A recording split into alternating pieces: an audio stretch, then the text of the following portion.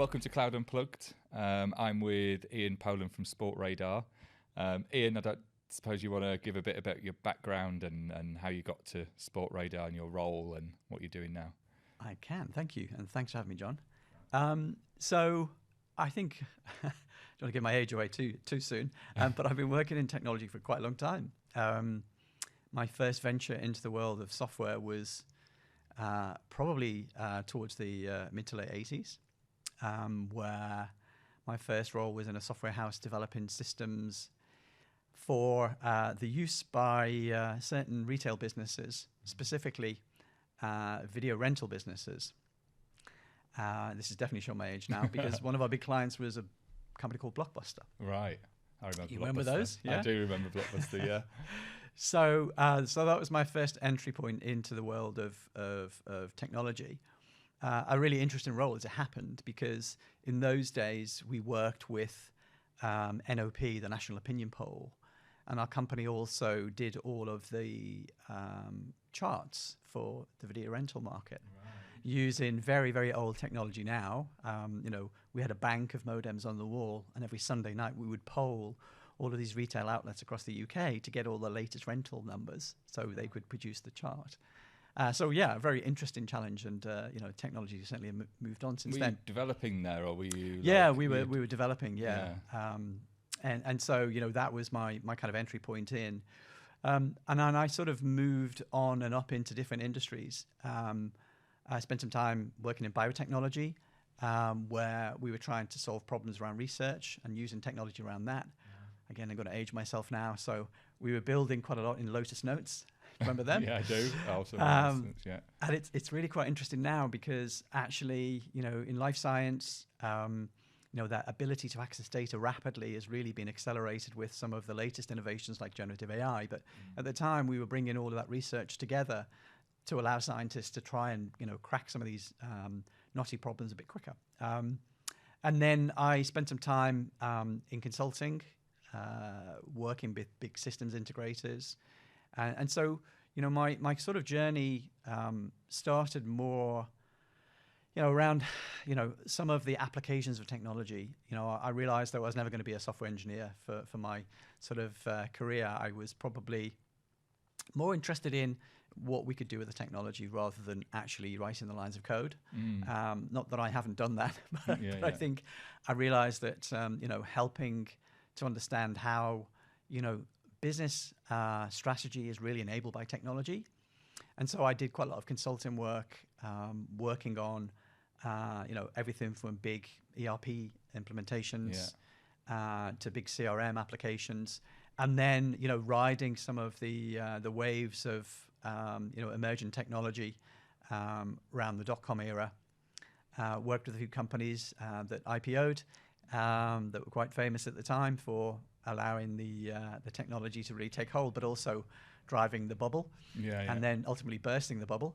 And so that was a kind of a really seminal time for technology, in the sense that suddenly technology was pervasive, and so having an understanding and awareness of how technology was really driving change in the organization was really right up my street.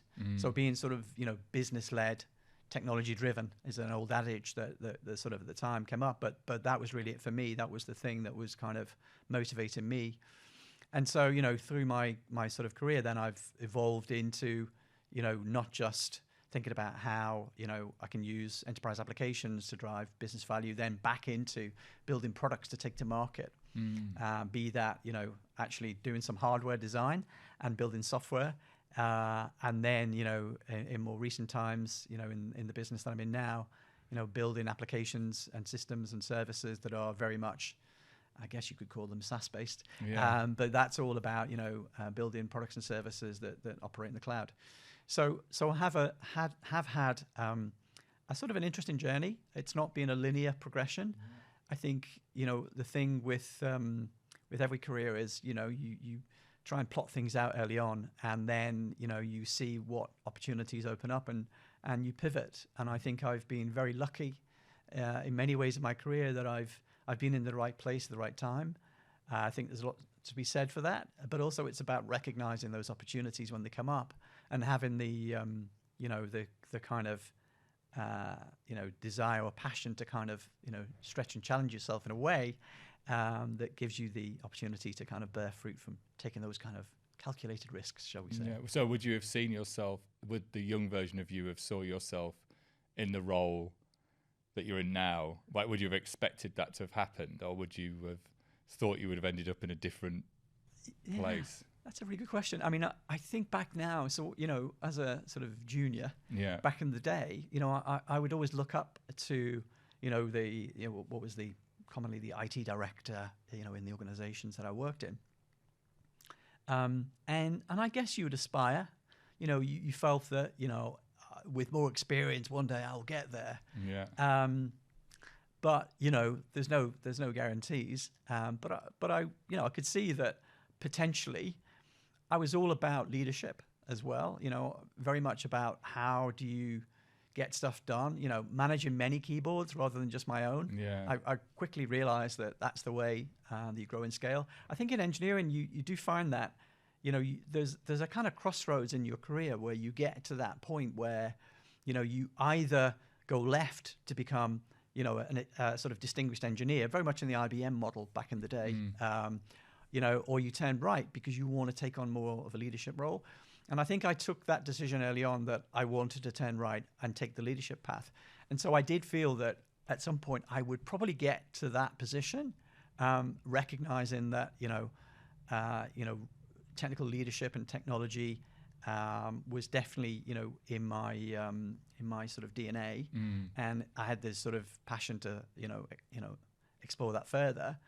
But as I say, it was never going to be a linear thing because I'm also, I do believe in, exploring options and opportunities as they arise because you just never know where it's going to take you. Yeah. Did you have good leaders? Did you have memorable leaders and good leaders that you learnt from when you were coming up the ranks? Did you have people that you aspired to be like, I suppose, that you were kind of learning from that made them really good at managing or them very good at leading? Or did you kind of just discover it more on your own definition of what you thought good was based on everything you were seeing? I think, again, so it's interesting, I've had a couple of really good mentors over time. Yeah. And so, both informally and formally. And so I remember having a conversation with one quite early on, and it was one of those really good but challenging kind of conversations where, they ask you, what do you want to be when you grow up? What do you want to be famous for? Yeah. And so it's like, oh, okay, that's quite thought-provoking. I think I was probably about 24 at the time, and I guess I had a bit of a midlife crisis at that point because I thought, wow, in 5 years' time, I'm going to be nearly 30. I really have to start taking this thing seriously. Like, if I really want to make a fist of it and really, drive on, I'm really going to have to sort of, apply myself. So I definitely had some steers at that point. But I think, it's a bit like, we all apply these kind of magpie principles. You try and take the best of everyone that you work with. Yeah, that's true. And that's how you build up your own kind of portfolio of either, practices or experiences or knowledge. And I think I've worked with some really talented people along the way. And I'm probably a composite of lots of different things. People, yeah. And sometimes unconsciously you pick things up. And I think that's what's really good about working with good people. Yeah. You always learn, I have this joke with my team that, every day is a school day. We can always learn something, right? And so, I do like things like some of the reverse mentoring programs that people do these days. And actually it's more and more appropriate when you think about, emerging technology and being close to, some of the things that, I guess for the younger generations, they're very tuned in and switched on to that. And so spending time with, with kind of reverse mentors, it's good for for you as one of the more senior members, and I mean that in the age, not in the level of seniority, to really sort of connect and understand, what's really driving things. Whether that's social media is not really a new thing now, but certainly, how new media has kind of driven different kind of operating models or different interactions, whether that be personal or business. So I think those kind of things are good too. So you get a more rounded view. And actually, one of the best things I heard, we did a bit of a debrief with a group of kind of these kind of reverse mentors, And the playback, you have all these senior leaders in the room, and you have a panel of the more junior members of staff, and the first thing they ask is, why do you all have so many meetings? Which is quite funny. So there is definitely something for taking some of the learning. Yeah. What have you? Do you think like managers?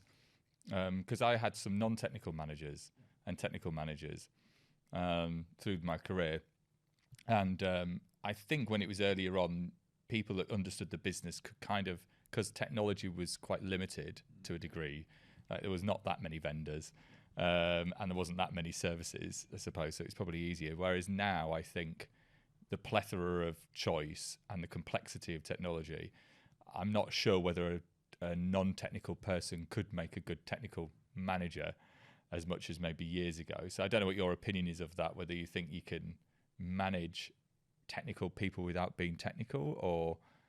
Yeah, I wouldn't disagree with that sentiment. I mean, I think it depends on the individual. Yeah. If you've got an appetite to learn, I mean, what I find is that, sometimes you're dealing with non-technical people, and we forget sometimes, we have our own language.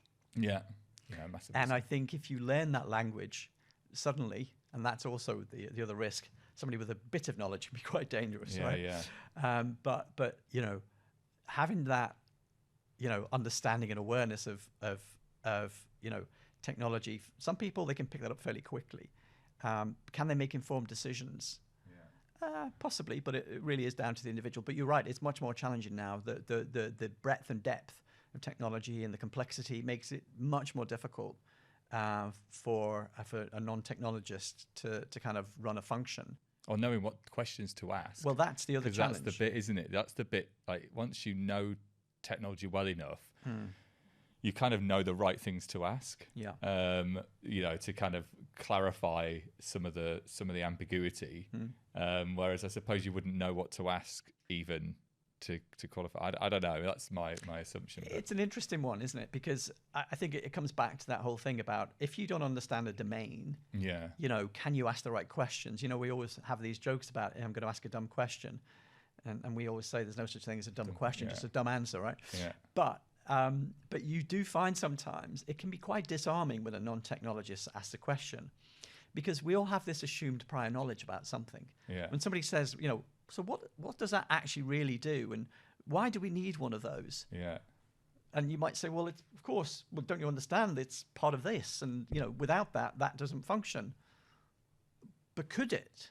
Yeah. Oh, I haven't really thought about that. So sometimes it's quite nice healthy, to get a counterbalance. Yeah. But I think in the main, you're probably not wrong that it is much more of a challenge now, and I think that unless you've grown up with it, it's much harder.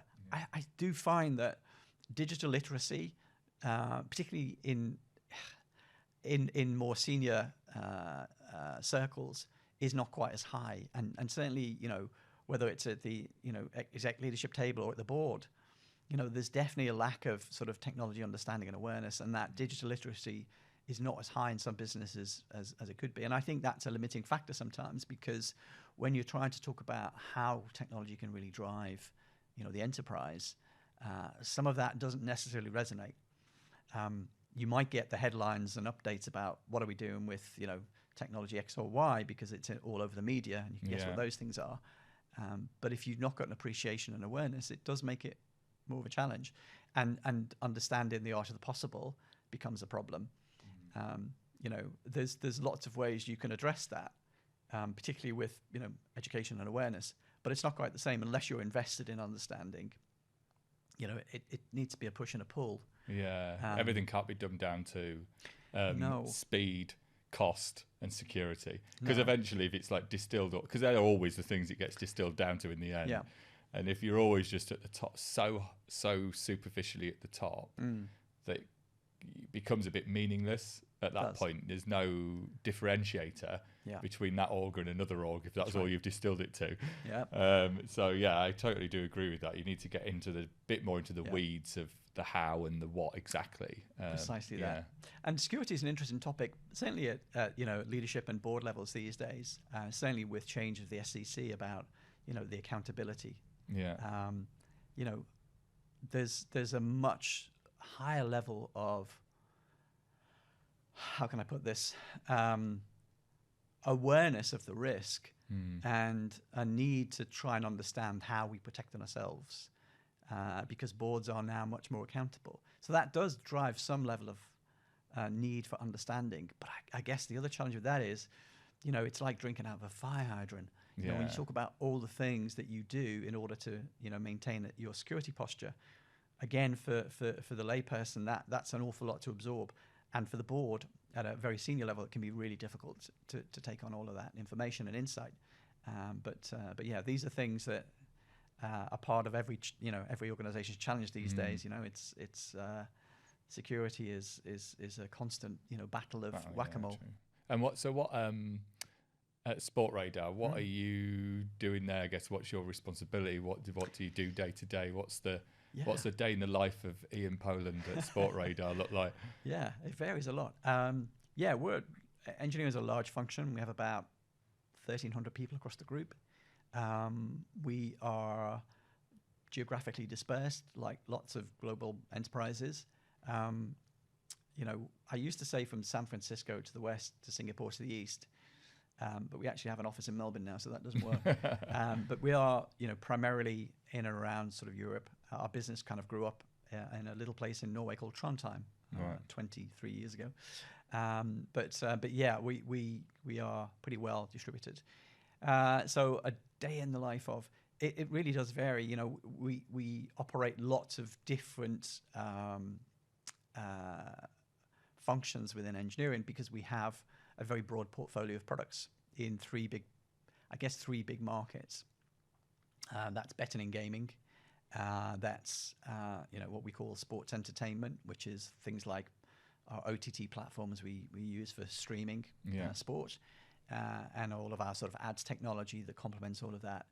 And then, solutions around sports. We work with all the big governing bodies, whether that's, ATP for tennis or FIFA, UEFA. We cover in our business sort of 90-something sports. And so we complement all of that with a service we call integrity. So we keep sport clean. We work with, anti-doping. We look for, match fixing, all those kind of things. We use quite a lot of technology there, a lot of AI and machine learning. And we have a platform called the Fraud Detection System. So we're looking for sort of legal betting patterns, and we provide that platform to sport for free, ironically. Yeah. Where did it start? Because it's quite bad, really, because I was in, obviously, the work for Betfair. I didn't really know Sportradar that much. It was kind of like behind the scenes, and we obviously were speaking, you telling me about the scale and all the things that they do. And I was like, wow, I had no idea. Yes. You did all those things. But how did it begin, Sportradar? What did it start with before it grew into other markets? Yeah, so I haven't quite finished the other part of your question. By the way. Sorry. But so my days can be very varied. Yeah. And I think that quite often, I was just in Warsaw the last couple of days, and so I'm checking in with teams there. I'm meeting people on the ground. We're organising some events in one of our other offices in Poland, in Wrocław. Around talent acquisition, but also using some external speakers to help with kind of brand awareness and creating some interest as we're looking to scale up in certain locations. So they're really interesting things about sort of growing and developing. Also checking in on sort of key initiatives, and it's great to do that face to face. So I do travel quite a bit to kind of stay connected. Yeah. This morning I was dealing with some other things. Yesterday I was also dealing with disclosure because, we're a public company. So, before we do our earnings call, I get involved in those kind of things as well. I've done some prep this afternoon for an update with our audit committee tomorrow. So it's a very, very, varied role. No days are the same really. And that's also quite appealing. I get involved in all kinds of things, whether it's M&A or, I have a very rich portfolio of things to get involved in, and no 2 days can be the same. Yeah. And I think that's quite a blessing. So back to your question about how do we start? So business really started sort of 23 years ago, looking at what was then a sort of nascent online sports betting marketplace. Right. Very early stages, the sort of dot-com boom was still pretty much, around and about, and people were thinking about, how can we take this online? And, sports betting was one of those industries that, that fitted quite nicely into an opportunity to take that business online. And so, we became part of the fuel for that, in the sense that our business is all about the data. early on, it was all about, how do we acquire the data, whether that's, live in venue sort of scouting or, using other kind of methods with, operators in venues and all those kind of things. Yeah. So that was all about how do we get the raw material. Then, where the business was really quite interesting, it was really about how we then develop the things that really fuel sports betting, which is odds. So building those models that trying to understand, and predict outcomes and all that kind of thing, all quite rudimentary these days. And that's massively evolved. Our business has sort of grown through a combination of organic growth and acquisition over 20-something years. And we've effectively built out from that early sort of startup type organization where we're literally acquiring data, building odds models, effectively building the whole value chain from all of our sort of risk management, trading platforms, or transaction processing, all of that sort of come together. And then the adjacency on the things that we do around what we'd call sort of bet and entertainment, and all of the sort of the technology around that. And then kind of it's then sort of almost kind of evolved this ecosystem around the sports fan. And that's where, we then get involved in what generally is called these days as fan engagement. And so what we're trying to do is, if you're in a sports venue, so we have things like a connected stadium. So how do we connect with you as a particular sports fan in a particular venue? And if you're, I don't know, if you're a baseball fan and you're in Fenway Park watching the Red Sox, and a moment that's really mattered to you is being triggered on your phone, and we're connecting with you about what might be an option with a change of odds because an outcome looks slightly different. All those kind of things all sort of come together. And so our business is quite broad in terms of the offerings that we have, but we try and wrap a lot of this now around the sports fan, and it's sort of evolved in that way. Right. We also have some interesting investors in our business that have been with us for some time. And so Michael Jordan's an investor in Sportradar, amongst others. And so we have quite a deep connection with sport, and I think that's really helpful. And we have, the big sports that are both partners, clients, and investors in our business too. So we're definitely part of the sports ecosystem, and that in itself makes it a really interesting place. It's quite a dynamic sector. There's emergence of opportunity all the time, and in fact, we talk about being an opportunity magnet. The big challenge in engineering is making sure that you place the right bets, pun intended, because, there's lots of things we could do. We cover something like 90-something sports. When there's a new sport emerging, whether it's paddle or pickleball or something else, it's like, how do you then pivot to make sure that you can, you can extend your portfolio of offerings and drive value for those sports too. So yeah, it's a pretty fast-paced, pretty dynamic sector that has really embraced technology, and that's what Sportradar is really all about. We're a sports media and technology business because we have plays that talk to the sports media business as well. We have some very interesting products. I've sat in an outside broadcast truck underneath the Yankee Stadium, seeing some of our solutions in play.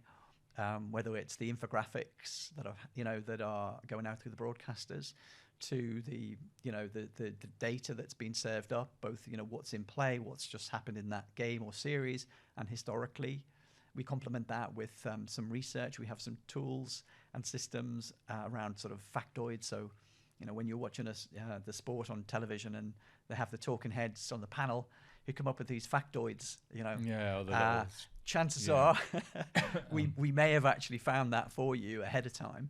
Right. Or if we find something that's emerged, like some quirk of fate, like a left-handed corkscrew pitch has happened for the 5th Friday in a row, we might then, through other mediums, connect with the producer on that particular sports channel and say, hey, we just found this, and then you hear it come live in the broadcast.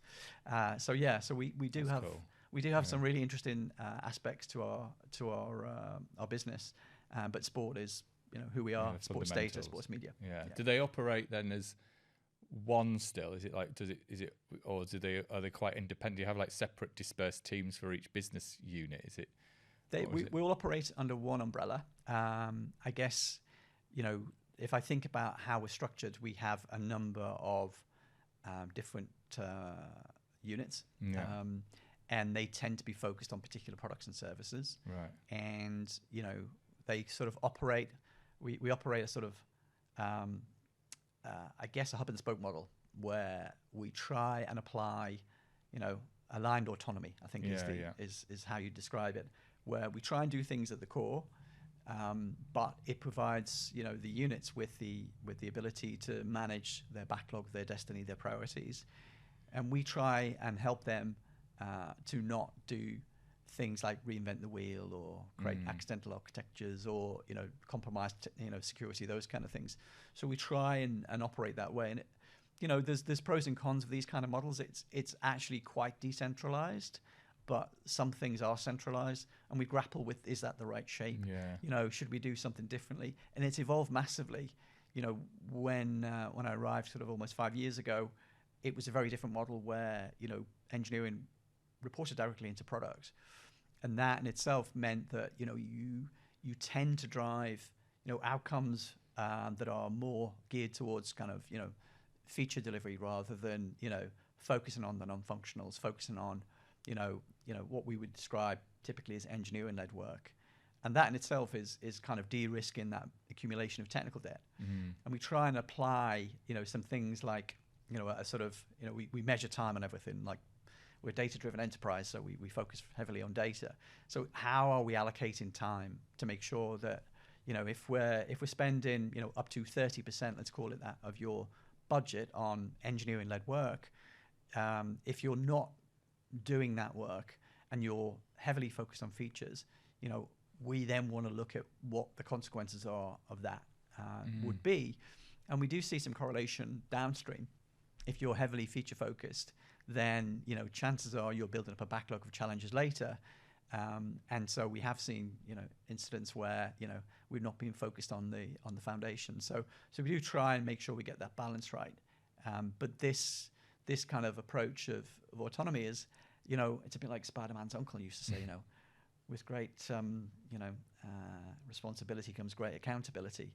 And in maturing as a business, that can be quite difficult to begin with, because autonomy is like, for some people it's a blessing, and for others it's a curse, and there's a maturing required for some of that in order for you to take ownership and feel that you can drive change and make things happen, and know that you make decisions that have consequences.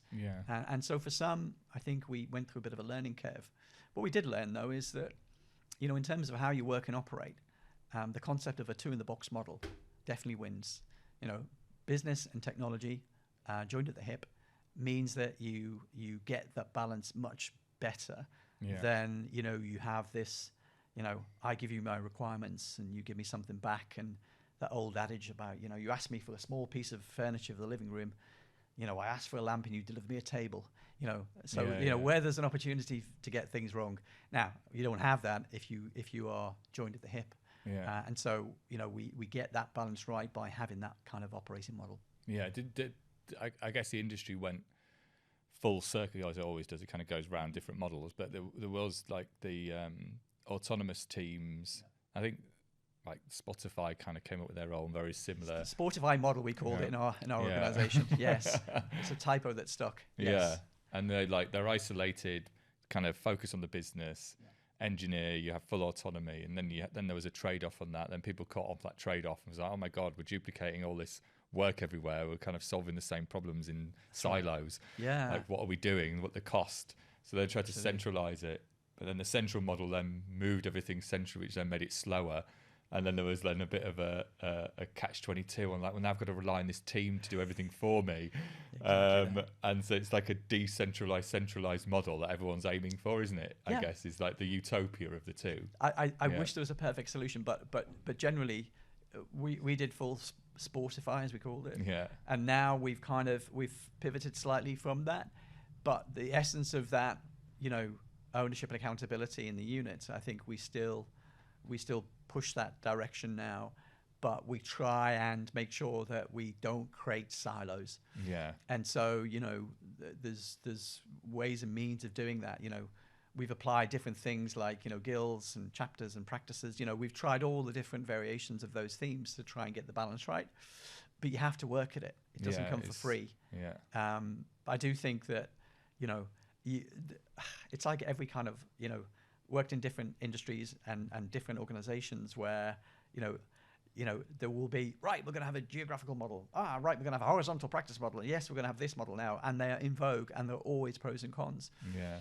And, we spent some time with some folks from Spotify a few years ago. One of our investors pre-IPO, we're involved in Spotify. And, the joke was that, they published a paper in 2014. It wasn't necessarily a playbook. And they evolved from that position. And it was just a moment in time, but it became, for some organizations, as de facto. I think they would say, we never said this was a playbook. We never said this is the blueprint. You should go off and make that happen, because context is everything. So, I think there was something about, if you're going to apply similar principles, then you've got to take account of how your organization actually works and operates, your culture, the environment you're working in will determine whether or not that's a model that would work for you. Yeah, true, very true. What's the engineering, like what's the scale at Sportradar? How many teams actually are there? Like, so we have 23 different tribes, if you want to use the Spotify model. And that covers a plethora of different things that we talk about across our portfolio. And that includes, what we do around sort of AI and AI solutions. We have a corporate systems tribes that looks after all of our enterprise applications. And then we have tribes specific to the different parts of our group, whether that's odds or live data. We have a full gamut of those things. We have ads tribes. So yeah, everything that it does what it says on the tin. They are the things that drive the construct. We have 23 of them. Right. Okay. So, and is there like all the I guess the cloud practice, is that like a separate thing? Yes. Is that like bedded? We have a very interesting setup around this. So we call it engineering enablement. Right. So it's a term you may or may not be familiar with. McKinsey, I think, minted that particular term a couple of years ago. And what we did is we brought together different elements of what was conventionally sysadmin, which is never a term that people seem to resonate with these days, or ever. But we brought together what we call platform engineering. We brought that together with our data center team, and we combine that with our DevOps practices. Right. And so we bring all that together under the engineering enablement banner. But back to what I said earlier, we have a hub and spoke. So we have a core team that, again, develop things like what we would describe as paved roads. So that's the kind of playbook, right? So we've done all the heavy lifting for you, and goes back to reinventing the wheel and not creating too many silos or different ways of working. So we build those things centrally, and again, it's a push and a pull on those things. But that engineering enablement team is also distributed. So we have platform engineering in the different groups as well, and through that sort of practice model, they work and align to all of our sort of central priorities. So we did big migrations of things, without getting too specific, last year, where we were moving into a sort of from COPS to EKS, if you really want to know. And so we were sort of working through some of those challenges, and so having a central team working on that, doing all the heavy lifting in terms of blueprint, plan, approach, guardrails, playbooks, and then that sort of paved road meant that we could then accelerate through and actually deploy that across the estate. So it's important for us to have that engineering enablement function to provide those things. And so all of the cloud engineering is within that group. And that's where we include our FinOps practices as well, in terms of what we do around sort of cloud economics. And so, you see all of that under that umbrella. And so they're providing then the tools, but not resources necessarily. Depends. Oh, right. So that can be a bit of a mix sometimes. So we kind of, we swarm around things, particularly specific problems. And so, if we've done quite a lot of acquisition. So when we buy a business, chances are we might have to do something like migrate it to the cloud. Yeah. Or migrate it to our, hyperscaler of choice. And so, we then lean into those things, and we bring in the central teams to help accelerate those migrations or changes. Right, I see. Okay, and what then are there? I guess as you've scaled up across those, is it 23? 23. Yeah. 23 different. Don't like to count them too loud. Yeah. How do you manage? How do you get oversight of 23 different dispersed things that are maybe all slightly different with different requirements and different needs and different scale probably as well, I guess, depending on what it is, and that's a lot going on. It is a challenge. I can't deny. I think the one thing that we've done is we've built a scorecard, a technology scorecard. We've used what we call a 9-box model, which uses kind of CMMA type maturity matrices across a number of different dimensions, and we effectively through all of our sort of KPIs, we report on that on a regular basis. So we can see, we're a sports data and technology business, so of course we have a league table. So when we do our regular sort of check-ins and health checks and QBRs, we're updating all of that. So we have oversight of how you're performing against this maturity. Yeah. And so, it gives us an idea and awareness of, where we have big initiatives. Generally speaking, they're helping to mature in one or more of those particular quadrants. And so we track progress against those things. We have observability is a big thing for us, right? Yeah. So we have eyes on that because that's the only way when you've got a very broad set of engineering functions across a big portfolio of products and services, you have to have some consistent way of being able to track that. And we've evolved, we built out a ton of KPIs for quite a long time. We obsess about all kinds of things. But knowing how we're doing and how we're performing and things like ceiling capacity, where your thresholds are, whether it's, looking at, what you're doing around, transaction volumes, which is really important for us from a cost management perspective when it comes to unit economics. So, we've kind of evolved from a very dense deck of, a multitude of measures. And we're like most people, we're trying to mature that. We complement it with the sort of DORA metrics and things like that as well. But I think we try to standardize as best as we can to get that level of observability to have any sense of how we're doing. Otherwise, you're too remote. And do people? I guess I was kind of intrigued by that. Do people feel? Do people enjoy the scorecard because it's I don't know if enjoys the word, but yeah. I guess some people are like people that are quite competitive. Yeah. Which you do get. This is the challenge sometimes. You can get competitive people that love it because then they're like motivated. Yeah. And then other people can feel like it's a bit like used as a stick. Almost. Yeah. So I guess it depends on the psychology of the person, what they're seeing it to be. It's not necessarily there's like a specific in it. I think it's quite healthy to know how well you're doing, but then other people can see it in different lenses. Has it worked do you think? Yeah. I think, yes, there's a cross-section. For some people, I think it really does drive and motivate them. You're absolutely right. That competitive instinct kicks in, and they say, how do I get better? Yeah. For others, again, it's like, right, okay, well, I'm not sure I'm happy about this because, it just feels like, your oversight is kind of a bit overbearing. Yeah. It's like, but how do we know how we're doing and how we can improve, So we've had some philosophical conversations.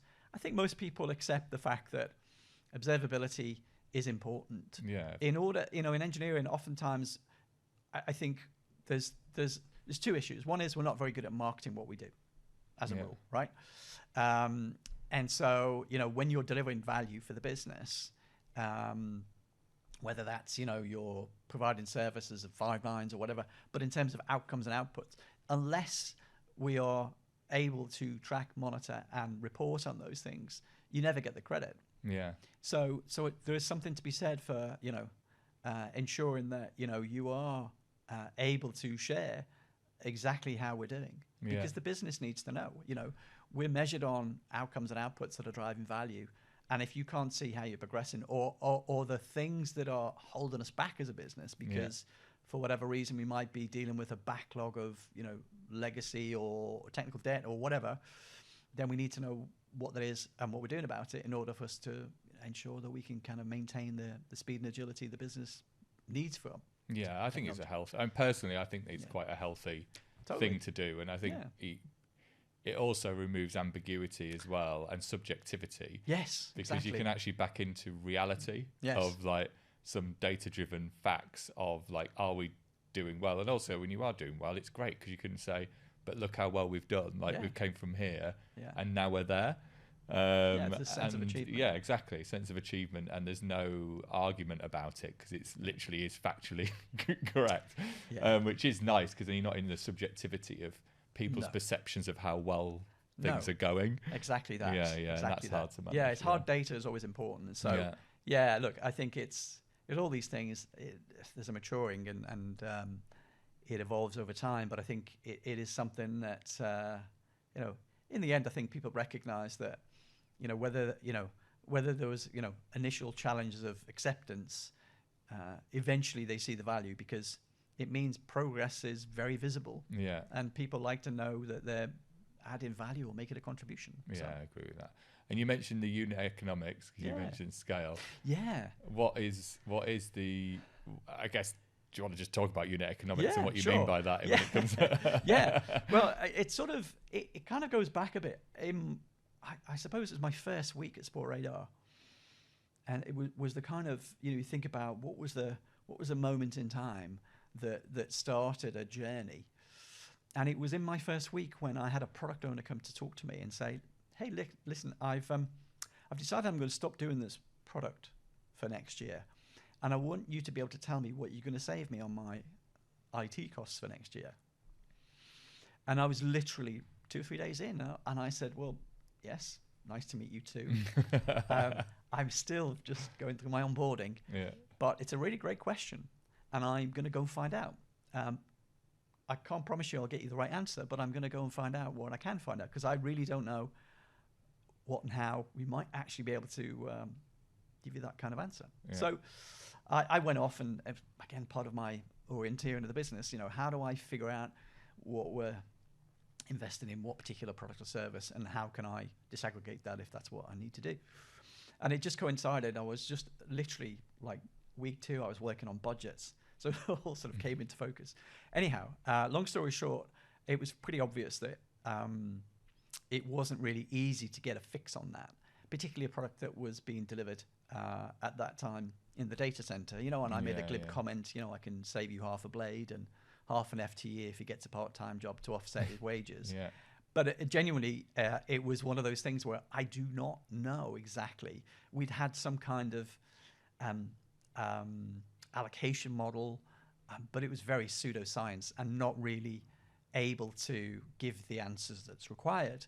And so it started that journey of, okay, like we are moving more workload to the cloud now as well, by the way.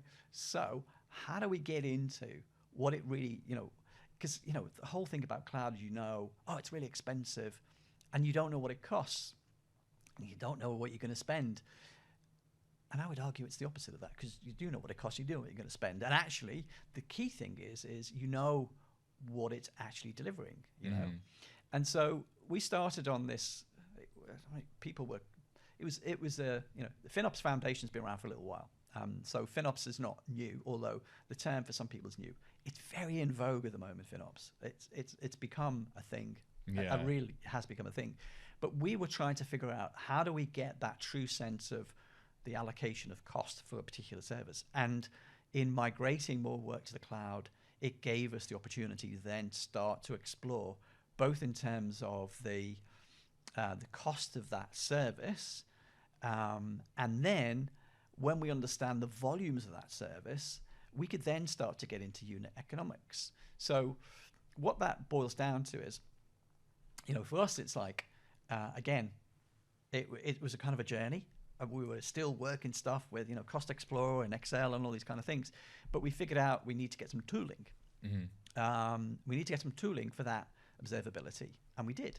And that, is helped when you can then start to do some tagging on workloads to make sure you can allocate properly. Anyone who's moved to the cloud, and there's a great tell as to the environment you've come from. But we had we had an account in our cloud environment named after the data center. It was the expansion account for the data center. So that tells you everything. So it was a great big batch of work, all untagged, not allocated. So you found that you're doing the same allocation model. So it's like, okay, enough of this. Like, we've just started. Now we're going to start again. Yeah. And so we did a whole root and branch on this to make sure that as we were moving and migrating, we did a lot of work around sort of accounts and account factories and all this kind of thing. But we got to a point where we'd matured that quite significantly, and we'd started to then say, okay, going back to this transparency of cost. So for every dollar of spend on my cloud compute, what revenue does that support? So you're getting into sort of product ROI type conversations. And so what was really important for us to do across these different groups, because we produce lots of different things, and whether that's X number of transactions or X number of page impressions or X number of whatever, we were trying to determine what are the economic units of value that would make sense for you in your portfolio. And then if we understand what your cost for those, let's call them widgets just for simplicity, if you know what it costs for a widget, and then you develop, you get into that, I now know I generate $1 of revenue, what's that contribution? I can then start to say, well, I understand my cost base much more. I know what my cloud costs are. I know how that contributes to the cost of the product and the service of that product. I can help adjust my margins, because what you find is as you scale, your unit costs come down, right? Yeah. So, if you say, for every dollar of your revenue, it costs me, 3 cents, then that's my contribution. Yeah. That's what my costs are. And so we then started to fixate. And again, as we've evolved our sort of FinOps approach, we've now got a better fix on all of that. And so, as we've kind of accelerated our growth and migration to the cloud, we've got a much more mature approach around the unit economics, and the tooling is now helping with that in a way that it didn't before. Again, we were pulling stuff out and creating, trees in Excel. We've managed to do all that. Again, we've applied technology. We've also applied some quite sophisticated technology, again, using sort of machine learning around automation. So, you know what it's like with cloud. You can actually, buy forward. Reserved instances is a great way of doing that. Yeah. And so we looked at some tooling to help us understand how we get, much better utilization of those reserved instances. And so there's a metric called effective savings rates, which is another way of looking at that sort of thing now. But we have, and we did a pilot, and I want to say we are just over 3 years into that relationship now. But we did a pilot, and it was like a no win, no fee. Right. I will show you I can demonstrate value and get you better utilization, and I will send you an update net of my fee. And we were like, okay. And so, we set up a pilot, and we let that run for a month, and we looked at the utilization, and bingo, we'd seen quite an uptick, like a big, 30-40% uptick. And it's like, okay, this has legs. And so now we manage all of our workloads, all of our reserved instances using this automation. That means that we get a much higher return on that utilization. And every month I get an email with a cha-ching showing me what I've saved this month based upon the consumption and utilization of the investments I've made on my reserved instances. So, we've matured this over kind of 4.5 years, I guess. Yeah. And now it's kind of brought us together in a way where we've got a level of maturity now as we've evolved this. And it sort of links to, what the FinOps Foundation sort of does, but also some of the sort of tooling partners and how all that's come together. Some of those technologies have really helped drive this, and the awareness of FinOps now is kind of at a peak. So FinOps Foundation, definitely worth checking out. It sort of links to sort of Technology Business Management Council as well, TBM Council, which is another this kind of non-profit. It's another body, full disclosure, I'm involved in on their advisory for Europe. And I think they also bring together that sort of triangle of finance, business, and technology. And it's really about how do you ensure that you have greater understanding of your ROI? How do you help with that journey to the cloud in terms of cloud economics? How do you make sure that you have that level of observability? And how do you bust the myth to say, oh, it's just really expensive to go to the cloud, and if you're not, you're not watching your costs, they'll run away with you. All of which is true, by the way. But if you have a structured approach and TBM, have frameworks around all of this, which is really helpful. I think it helps that conversation about, are we making the right investments in our technology portfolio when it comes to cloud? Are we getting best value for those things? Are we driving the right outcomes? Because we've seen it before. We've gone through that process of evolving how we're actually using the cloud now, and like most businesses, we aspire to be sort of cloud native. There's always some naysayers along the way, and acquisitions is a good example of that, where we have to pull them into the cloud. And so to be able to demonstrate that we have true cost, and that was a big shift. And I've worked with a number of CFOs, and often cloud costs is a bit of a pseudoscience to them. I don't think they necessarily always understand. And so the education and awareness around FinOps is a good way to do that. And we've had a lot of really important discussions about how are we maximizing our investments in sort of cloud. And that's, whether you have, multi-year discount plans or migration plans or whatever, but it's like, can you tell me what we're going to spend? Because historically, the finance function used to control all of this, right? They did. I will sign off an invoice. You're going to buy some hardware. I'm going to amortize that over 3 years. I know what my IT costs are, right? You've taken away the power and control from finance. You are putting that buying power in the hands of a software engineer every day. They're making decisions that will run up a bill, right? So, for us, in terms of evolving our FinOps approach, we are continuing to educate and raise awareness on the decisions that we take in software engineering about how do we optimize that, how do we de-risk finance from thinking that we've kind of gone a little bit loopy when it comes to cloud spend. And actually, it has another dimension for us, which is sort of not new, but it's become much more in vogue as well. So on the back of FinOps, we're really now exploring, wait for it, GreenOps, which for us is really around sort of green software engineering. A lot of software engineers have the same kind of consciousness when it comes to the environment. Businesses like ours that are public, we have ESG statements, so it does have an impact as a public company when it comes to the investor sentiment. But we genuinely now are exploring, how do we get to that level of observability we have on cost, on carbon. And so that's a thing that we're evolving now. Yeah, that's and good.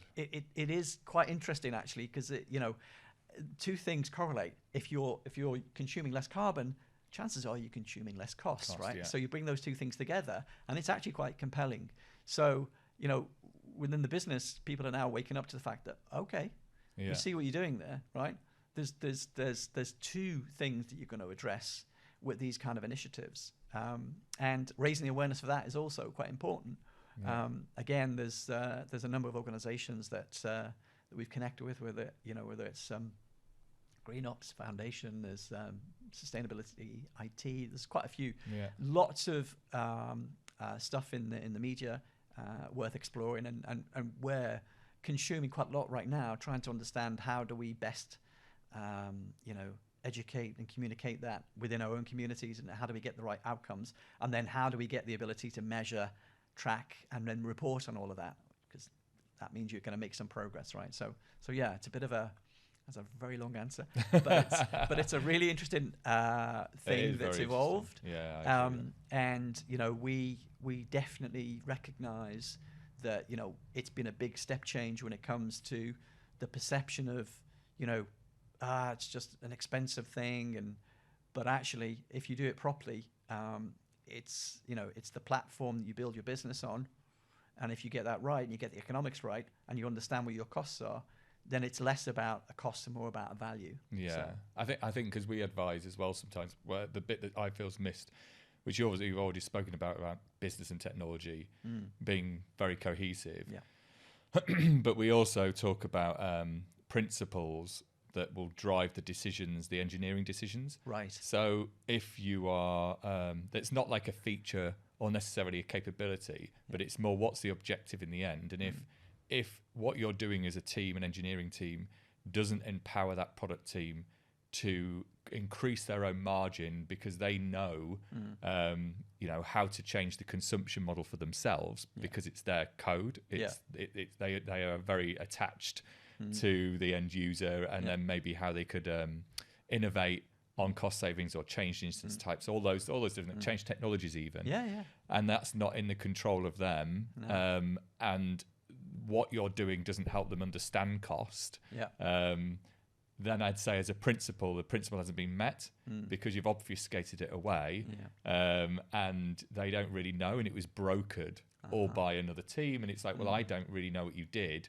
All I now see is a bill. I can't control that bill. That's right. I now need to go to you about the bill that I've got and why it's so expensive. And I think at that point you've kind of lost a bit of the main aim. The objective would have been, that's not great and it's not scalable and we're going to get in the way. So how can we, when we go to cloud, how do we make sure that is the way it needs to be? Exactly. But that does take, in fairness, quite a high level of engineering maturity in the business to have already, and a good understanding of that mindset, and that's probably down to the culture of the business and lots of other things. So I think businesses that aren't like that would definitely struggle. And there was a whole thing, I don't know if you saw this actually, where somebody created an S3 bucket and hadn't used it, and then got a bill for £1,500 a month. And they were like, but I haven't even used it yet. And basically it was to do with the unauthorized requests. So some other thing was just trying to use the bucket somewhere on the internet. Because of the name they chose. And they were being charged for the unauthorized. And that's not so good. basically got a bill for basically not used at all, and basically put it on Twitter. It went viral. They put it on Twitter being like, what is going on? I've created something but not used it, and I've been charged for not even using a thing. So there is like little details where the model of the charging models are complex in nature. And I suppose that isn't for, I think that is the difficulty. If you went to a shop and there was 56 options of a trainer that you wanted to buy, all with different price models, you'd probably end up walking without any like trainers because you're like, this is just too complicated. I don't understand. It's like the soles and the laces and how many holes there are for the laces, and whether the different type of zip, and you'd be like, I have no idea anymore what I'm buying. That's a very good point. So I think that's the bit that is the challenge, but I totally agree that you can actually, there are tools, there are ways of doing it. So that is good to hear that you've done that.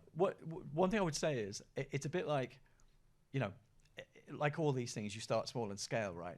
We did some really interesting analysis where we look for things like anomaly detection.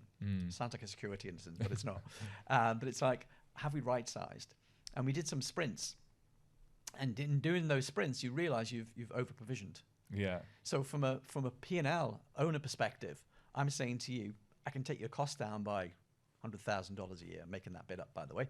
But, if I do that, you're more interested when I say next time, give me another sprint because I think there's something else we can do for you. I'll get your unit cost down and your margin up. Would you like me to do that for you?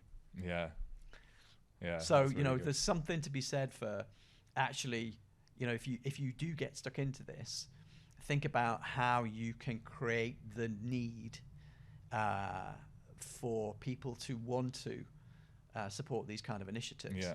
And if you, as you mature, people see that as there's an upside here for me, taking some time out of my backlog. Then I think you're doing yourself some favors there. Yeah, that is really good. It is like a little anecdote, just because this made me laugh. I was at a conference as well when you were talking about reserved instances, and somebody was giving a talk on the fact that when they pulled the portal up, I won't name the cloud provider, sure, but they're probably all the same anyway.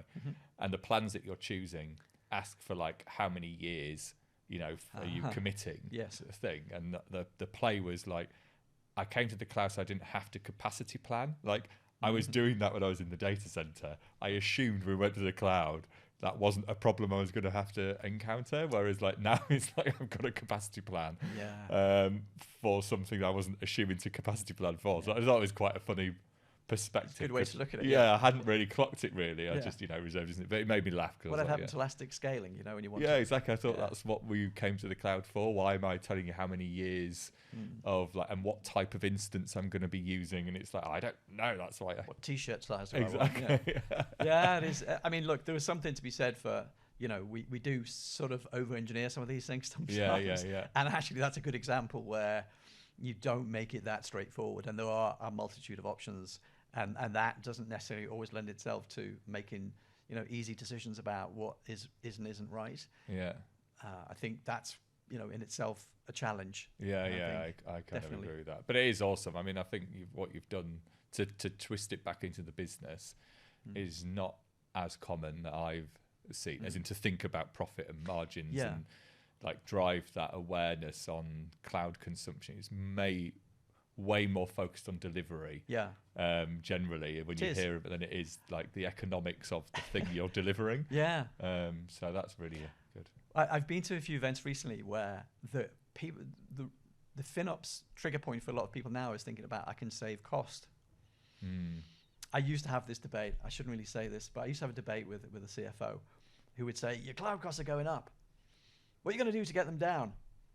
And glibly say, well, which service would you like me to turn off? And actually, given that this is a cost of sale, and if my cloud costs are going up, your revenue should be going up. Yeah. Right? That's very true, yeah, that is true. But that's hard to evidence, but you're right. If you can evidence it, that's like... Yeah, it's all contextual. It needs to be all contextual. Yeah, that's really, really clever. I have one question which I kind of always ask at the end of these now, which is around if you could fix a problem with the industry, like something that you feel is too unnecessarily complex or unnecessary in the industry, or just something that you feel shouldn't really exist as a problem, or if you had a magic wand, it'd be great if just could get rid of that as an issue. Is there any... I could almost use the one you've just had about overly complicated ways to consume cloud services, but you've already done that one, so I won't. I don't know. I think it's an interesting one, isn't it? I mean, I think the one thing that I would say, and it's not necessarily just an issue insofar as it's not just about technology per se, but it's like hype cycles. I think we've all lived through the last 18 months of the tsunami of media and correspondence and thought pieces on generative AI.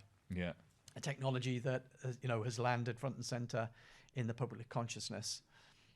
For a lot of people, it's democratized artificial intelligence in a way, but it's raised the level of understanding of, well, not understanding, but awareness of, its ability to disrupt. And so there's an awful lot of things that happen as a consequence of overhyping technology. You can really lose focus because you suddenly, what are we doing on generative AI today? And I think it's very easy to get sucked into that. And there's a lot of, hype about who's doing what and paranoia about, are we missing out on something? Is someone about to eat our lunch? Yeah, the fear, isn't it? It's a bit of fear-driven. It's like, if I don't, somebody's going to do it if I don't, whatever that thing is. I don't know what it is even, what they're going to do. So, you're like... But whatever it is, I can't miss out. Exactly. That fear, uncertainty and doubt, as they used to say, it's a thing. And I've kind of lived through hype cycles before on other technologies. I lived through the dot-com boom when, there was the whole thing about, well, if your business doesn't have a .com on the end of it, you're going to be out of business anytime soon. And there were ridiculous valuations and lots of businesses that, got huge amount of investment, but never really delivered value. So some really great examples, actually. There was one that used to have, that come up quite often, business called boo.com.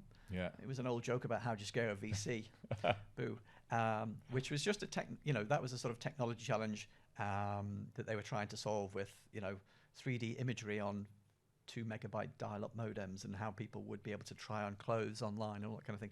So they were quite ahead of the time, but there's quite a lot of challenges with, that whole hype cycle then, like, we live through these things all the time, and they're very cyclical when it comes to other things, like even cloud technology. There's this whole thing about, we invented this in the mid 2000s.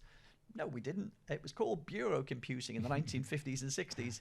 IBM used to sell space or time to actually, do all of your data processing or payroll or whatever.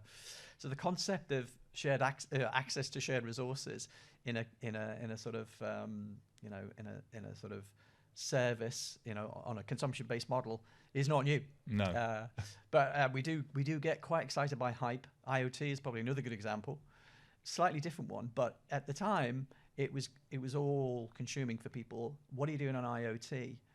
Actually, that is a slightly different example. I think that was a technology that was looking for business problems to solve. Yeah. I think the latest is more about finding a business problem to solve that's going to drive value. Yeah. A lot of experiments right now. So I think that's a long answer to your question, but I do think that's the one thing. It's like, that herding instinct, that sort of, fear, uncertainty, or doubt about missing out on things can drive the wrong behaviors, and actually you can really lose focus. So I think, it would be nice if we could think about, taking a more measured approach to these things. Innovation is there everywhere, all the time. In engineering, you see quite a lot of opportunities. Not every opportunity is worthy of time and effort and focus. But when there's this kind of almost public outcry of, why aren't we doing something with this now, and what are we missing out on? You can really just drop the ball. And I think, as kind of leaders, it's really important to not do that. You've got to, look at the opportunities and measure, the kind of value of time and effort on emerging technologies to make sure you make the right bets. I use that term again, apologies. Because there are things you could do, but don't think that you've got to stop everything you're doing because just one new pervasive technology is going to come and take over everything you're doing. I think it's embrace it.